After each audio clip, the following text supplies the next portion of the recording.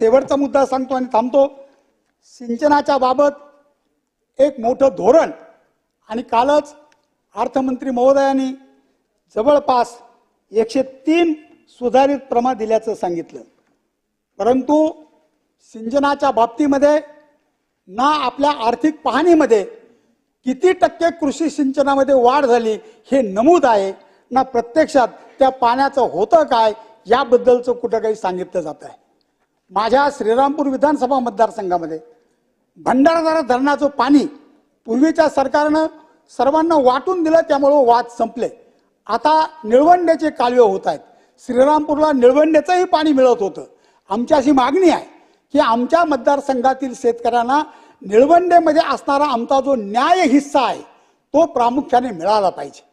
तो जर मिळाला नाही तर त्या पाण्यावरची जी मदत शेतकऱ्यांना होत होती ती होणार नाही आणि शेतकरी पुन्हा एकदा वाऱ्यावर सोडला जाईल।